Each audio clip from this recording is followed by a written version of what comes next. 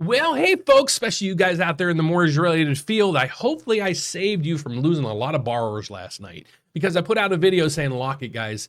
Even if the CPI number comes in line, I think rates are going to go up because we have $1 trillion worth of bond offerings coming from the federal government because of the debt ceiling happening. So to recap it, this is primarily for mortgage advisors out there. If you're a consumer watching this, you might get a little confused, but let me go through some of this with you guys. What happened today is the CPI number came in actually lower than expected. So usually in a market that we're having right now, that would be fantastic news in regards to mortgage rates, and the stock market would rally as well. So the assumption would be mortgage rates would drop and the stock market would rise. But then we also brought up yesterday, and you probably didn't know about this, $1 trillion worth of government debt hitting the markets, and it's going to not be absorbed by investors, and it's going to cause rates in general on basically everything to go up. So I was giving you that context. This would have even been worse if the CPI number came in high. So let's get over exactly what's happening. Right now, we have the economic numbers come in. If you watched my video this morning, you got this context, but I just want to give you context on where we are at the end of the day. Is the inflation numbers actually came in really good. We had the core CPI came in previously at 0.4. Expectations were 0.4, came in right in line. But if you look over month, the previous reading was 0.4 increase month over month, and that was expected to ease all the way down to 0.2. It actually eased all the way down to 0.1. Okay, and then we have the year-over-year number. We were at 4.9 last month, so about 5% last month. Expectations were for 4.1. It came in at 4.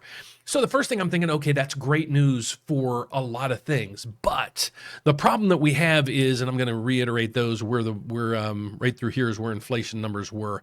But the problem we're seeing right now is the government is issuing $1 trillion in debt, and it's throwing too much supply into the market. What do we know with supply and demand? We have way too many bonds in the market right now, so the prices are going to have to drop and the yields are going to have to go up to make anybody buy this stuff. So we're seeing the MBS market down 33 right now. That's at least an increase in rates of about an eighth.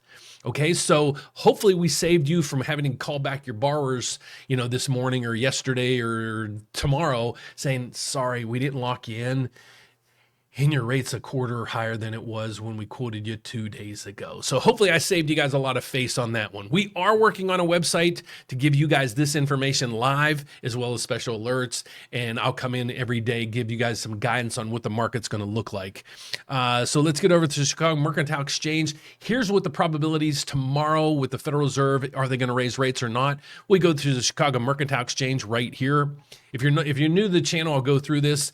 But basically what the Chicago Mercantile Exchange is, it's where all big money goes to bet on Wall Street and bonds and everything else. So what we're seeing right now is, what's the likelihood the Federal Reserve will change the federal target funds rate at the next meeting? Well, the next meeting is right now, and they're coming out tomorrow and telling us what they're going to do. So the probabilities are they're going to do what? Well, they're going to do nothing, because the probabilities right now are 90.8% that they're not going to do anything. Now, though, you can see in July and then September that there's over a 50% chance that they're going to pause and then start raising rates again. I'm not in that camp, and I think there's about 90% of the people out there right now as well, surveyed by CNBC, that also thinks the Fed is done right now. So only time's going to tell. I don't know, but I'm going to try to give at least you guys, give you on the tune of what's going on in the markets and specifically the why. Because my name is Dan Frio. I do the rate update every day, and I usually do this. My goal is to educate consumers out there, but I also want to make sure you guys out there in the mortgage-related field